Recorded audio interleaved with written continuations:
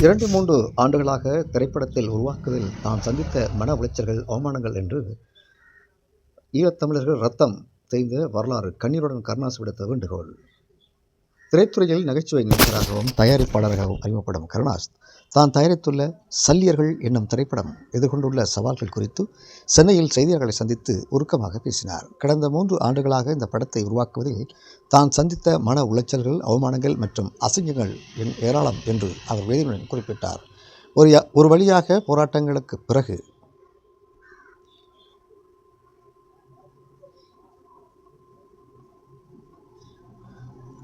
போராட்டங்களை சந்தித்த பிறகு இந்த படத்தை திரை அரங்குகளில் வெளியிடுவதற்கான உரிமையை தம்பி சுரேஷ் என்பவரிடம் வழங்கியிருப்பதாகவும் அவர் சேவை கட்டணம் உள்ளிட்ட எதையும் எதிர்பார்க்காமல் இத்திரைப்படத்தை மக்களிடம் கொண்டு சேர்க்க முன்வந்ததாகவும் அவர் தெரிவித்தார்.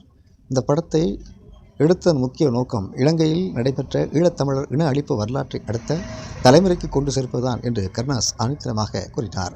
இன்றைய காலகட்டத்தில் வாழும் இளைஞர்களுக்கே தமது இனத்திற்கு நேர்ந்த அந்த பெரும் துயரம் குறித்து தெரியவில்லை என்றும், தனது சொந்த பிள்ளைகளுக்கு அது பற்றி முழுமையாக தெரியாத போது அடுத்த தலைமுறைக்கு தமிழகத்தின் வரலாறு எப்படி சென்றடையும் என்ற கவலையுடன் அவர் பேசினார். இதற்காக பல போராட்டங்களுக்கு பிறகு தணிக்கை சான்றிதழ் பெற்று தற்போது திரையரங்கில் இந்த திரைப்படத்தை வெளியிடாத முடியாத ஒரு அவலமான சூழ்நிலை நிலவுவதாகவும் வன்மையாக கண்டிக்கத்தக்கதும் என்று அவர் தெரிவித்தார். இந்த விவகாரத்தில் தயாரிப்பாளர் சங்கம், பெப்சி அமைப்பு, திரையரங்கு உரிமையாளர்கள் மற்றும் விநியோகர்கள் ஒன்றிணைந்து உடனடியாக ஒரு நல்ல தீர்வை எடுக்க வேண்டும் என்று அவர் வலியுறுத்தினார்.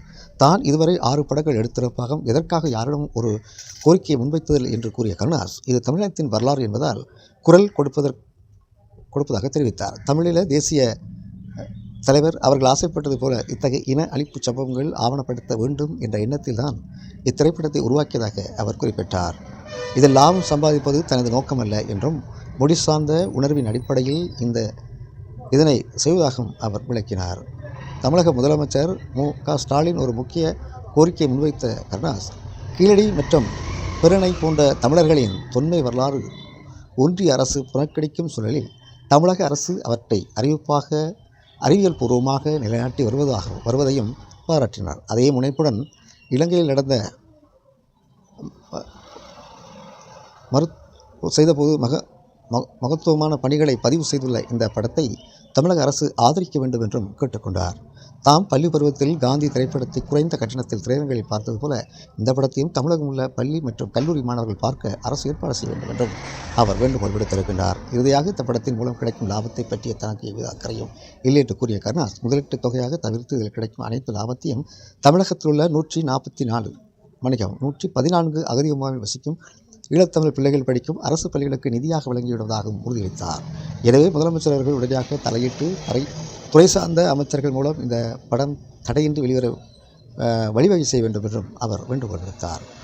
உள்ளூர் முதல் உலகம் வரை திரைப்படம் சென்றடைய வேண்டும் என்றும் அவர் கூறினார்.